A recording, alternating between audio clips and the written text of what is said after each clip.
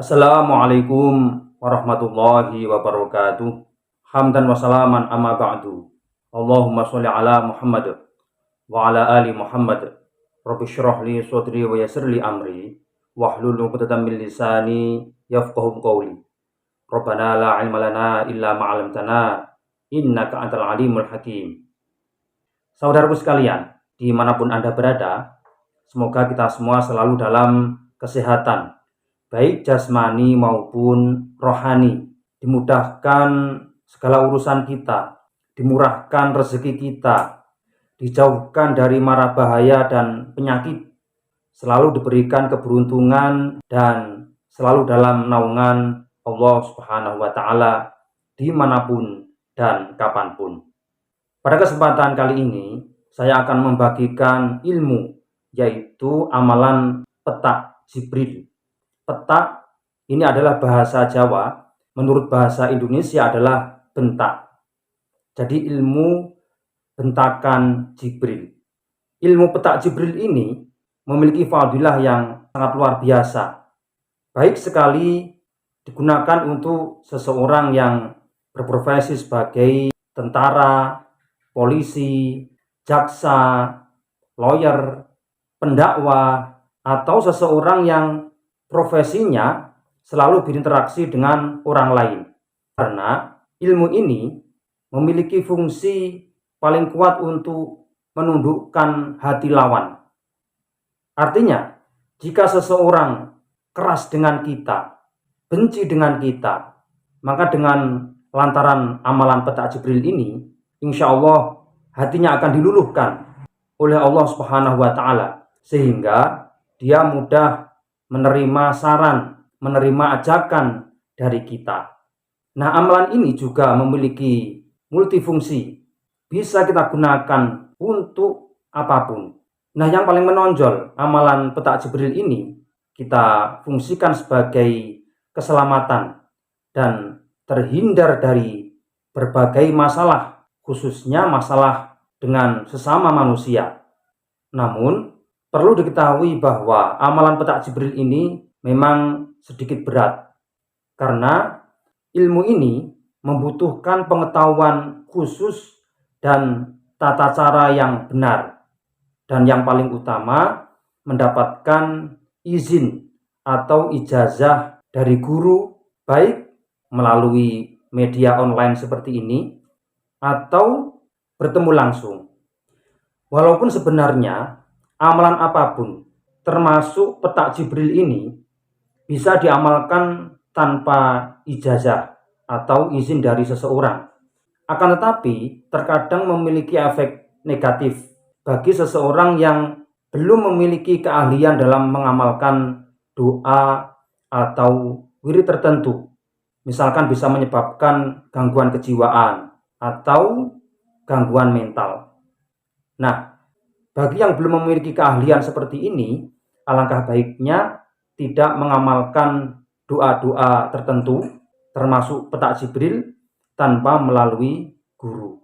Nah, pada kesempatan kali ini, amalan petak Jibril yang saya bagikan tidak terlalu berat untuk diamalkan oleh siapapun, karena doa ini sebetulnya bacaan kita sehari-hari, khususnya bagi teman-teman yang rajin membaca surah Yasin, baik di malam Jumat maupun di malam-malam yang lain. Karena doa ini diambil dari salah satu ayat yang terdapat dalam surah Yasin. Nah, adapun manfaat atau fadilah mengamalkan zikir petak Jibril ini, yang pertama adalah mengharap keselamatan mutlak dari Allah Subhanahu wa Ta'ala, supaya kita dihindarkan dari berbagai macam bahaya. Kemudian yang kedua, kita mudah disayangi oleh banyak orang, dicintai oleh kawan dan lawan. Kemudian yang ketiga, disegani kawan maupun lawan. Kemudian yang keempat, selalu berpikiran positif tentang berbagai hal. Kemudian yang kelima, nasihat kita mudah didengarkan oleh orang lain, terutama bagi seorang dosen, guru, pendakwah, pejabat yang selalu memberikan instruksi kepada bawahan sehingga mudah didengar. Kemudian yang keenam, yaitu memiliki kesehatan badan. Artinya kita selalu diberikan kekuatan jasmani maupun rohani oleh Allah Subhanahu wa taala jika kita rajin mengamalkan zikir petak Jibril ini.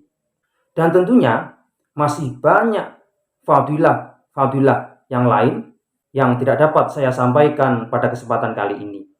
Yang jelas, sebelum mengamalkan amalan petak Jibril ini, tatalah niat kita hanya murni mengharap ridha Allah Subhanahu wa taala. Sedangkan fadilah atau manfaat-manfaat yang lain nanti akan mengikuti dengan sendirinya. Nah, bagi siapapun yang ingin mengamalkan amalan ini, dipersilahkan tanpa terkecuali. Yang penting usianya di atas 17 tahun supaya aman, karena seseorang yang berusia 17 tahun ke atas memiliki kedewasaan mental yang mumpuni. Bacaan yang harus kita hafalkan yaitu A'udzubillahi minasyaitonirrajim. Bismillahirrahmanirrahim. In kanat illa sayhatan wahidatan fa idahum jami'ul ladaina muhdarun. Yang artinya, teriakan itu hanya sekali saja, maka seketika itu mereka semua dihadapkan kepada kami untuk dihisab. Ayat ini dari surah Yasin ayat 53. Nah, cara mengamalkan zikir ini bisa kita baca setiap ba'da sholat 7 kali selama lebih kurang 40 hari.